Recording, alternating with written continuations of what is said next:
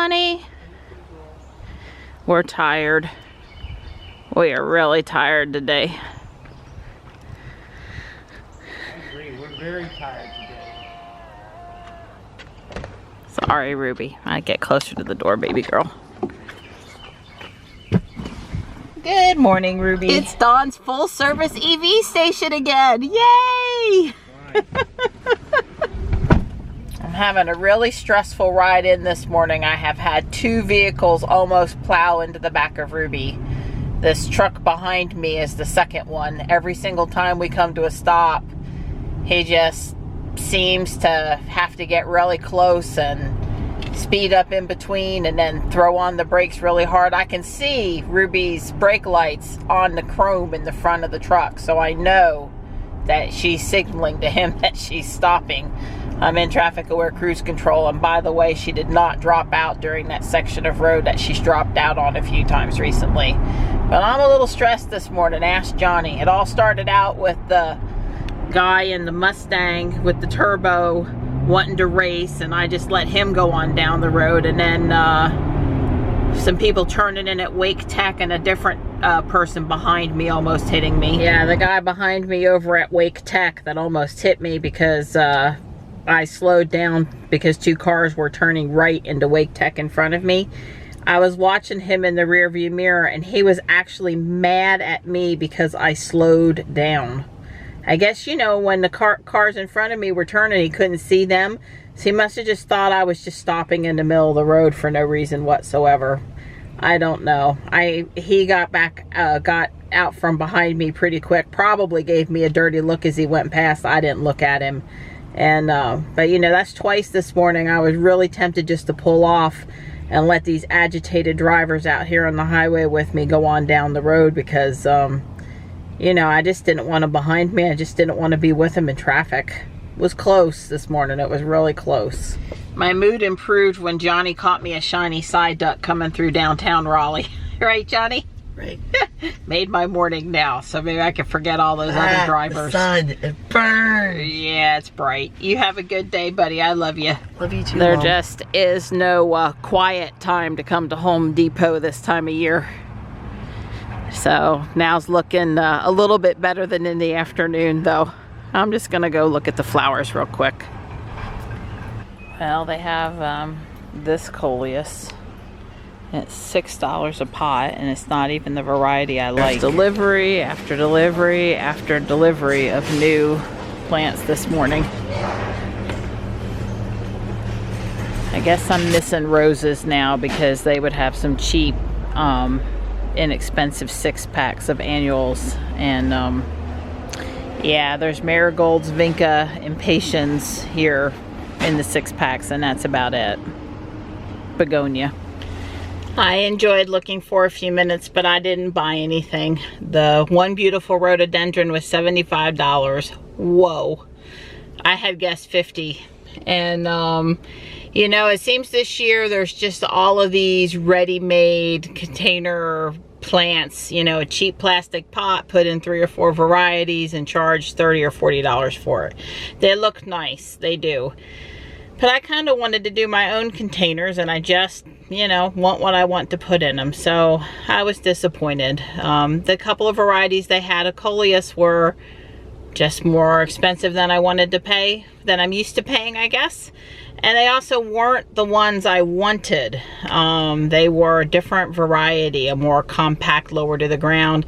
I want the big 3-foot tall at the end of the summer with the beautiful purple seed flower spikes on top. So I'll check in Walmart again the next time I'm over there. And as possible, some of it's just going to start coming up someplace in the yard. It's not as prolific as impatiens and some other things that I have, but it does sometimes put up a couple of plants, so we'll see. I enjoyed looking. I didn't take a lot of pictures. There weren't a lot of good specimen flowers, and everything was wet in sort of a bad way. Sometimes rain is good for flower pictures and sometimes not, and today was more not. That, and I didn't put my hat on, and it was hot over there on my forehead. Well, I guess I can be pretty excited about my Pokemon Go morning, because now I have a shiny Apom 2 on my account coming through the neighborhood across the street. So there's that. That was cool. Of course, 3 more accounts, 2 more shinies to go. I'll still be working on it. I'm headed to get Johnny now. I just stopped here for a minute to check out the flowers and the bluebird box over there on the right side of the house. They're coming in and out bringing food to the fledglings. It's a nice afternoon. It's about 80 out there, so it's hot in the sun but nice in the shade. It's another afternoon with the prettiest of skies.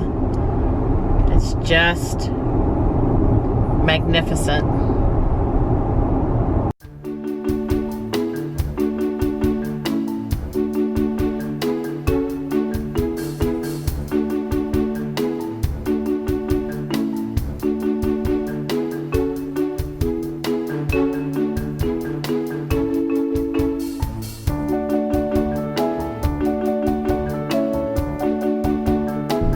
There's a Tesla on this flatbed, but I'm assuming it's a used car. We don't know if it's facelift or not. Yeah, there's a Chevy Malibu and A Nissan Altima and a Chevy Equinox. Johnny and I stopped at the Walgreens in Fuquay. Well, one of 2 Walgreens. And I found this pre-facelift Model S. Tux is so pleased with Don that he filled in a little divot, a little hole in the grass there with dirt. Are you digging in the dirt like a puppy dog? It's just staying cool, huh?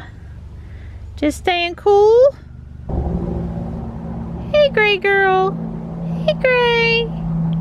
Being chronically late can be really stressful. I was making homemade pizza, adjusting the SumoBot code potentially for this weekend, checking out a coding change, and decorating the kitchen table that I hadn't finished the other day so it looked nice for Mother's Day weekend. I got all that done, and now I get to sit down and drive Johnny to Taekwondo. Yay! We tried to leave without Johnny's sparring gear and black belt, so we had to back up. But thankfully, we weren't down the cement part of the driveway hill here, and I was able to just back up to the garage. Thank goodness, because otherwise, once you commit that hill, you're kind of got to go out and come back in. Good class, buddy.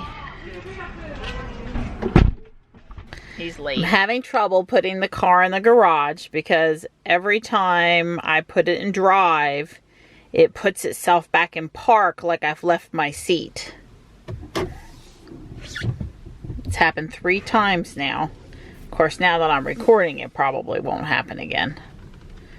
Which suits me fine because, you know, I'm ready to get in the house and stop fooling around with it. I got out down at the mailbox to adjust the flags. We put out a spring themed flag. I did wiggle in this. See it? Did it. Put me in park, and I never touched the thing. I suppose I could get out and get back in again or try to reboot. I put my seatbelt back on, and I also rebooted the center console. And then I was able to pull in without it throwing itself back in the park. Like I said, I had gotten out down at the mailbox and then gotten back into the car because I adjusted the mini flag that was out there. And, you know, I don't go down the road without my seatbelt on, but sometimes if I get out for the mail, I don't put it back on the driveway. Probably should, but I don't. And normally I don't have any problems. Now, I've had the problem before with this car where Ruby put me and Dawn both into park sporadically here in front of the garage door. It's happened before. It hasn't happened in a while. So I think it's a seat sensor thing. Maybe every once in a while, the wire, the seat, something. And it's probably exacerbated if you don't have the seat belt on. But anyway, I'm in the garage now, and I'm not too worried about it. Like I said, it's happened several times before. Usually when it does it for a day or two to me and Dawn up here on near the garage, and then it goes back to normal and it doesn't happen again for months. So hopefully that'll be what it does this time too. But if the car, it's kind of a weird feeling. You're driving and you haven't touched a gear shift and all of a sudden the car's in park because it thinks you left the seat. It's weird. Weird feeling. Ruby and I traveled 96.9 miles today. Hey, Donnie. Hey, pretty girl. What's wrong? Ruby kept on throwing herself into park while I was trying to pull into the garage. Oh, you've noticed that lately, huh? Well, I noticed it today. You mean to tell me that that's happened to you lately and you didn't mention it to me? Yeah, last week it started doing that. Uh-huh. So when we put on 12.1? Well, I guess, you know, when was it? Because you... 2 months after we got her, she did that? We've had... I just told him in the garage, we've had this problem on and off. And then, I don't know, it went away, it stopped doing it, I don't know. But seriously, it has not... we have not had that happen in a year and a half. Right, it hasn't happened in a long time.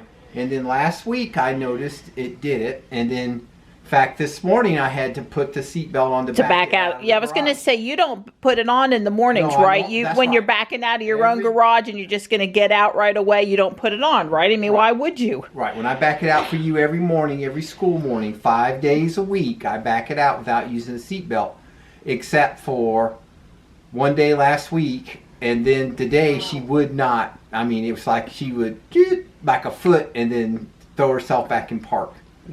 So, yeah, I noticed that. I'm sorry. Yeah, well, I frequently take my seatbelt off if I get out at the mailbox and come back down the drive. If I get out at the mailbox, I don't put it back on to come down the driveway. Right. Well, it's my understanding. So once every couple of weeks.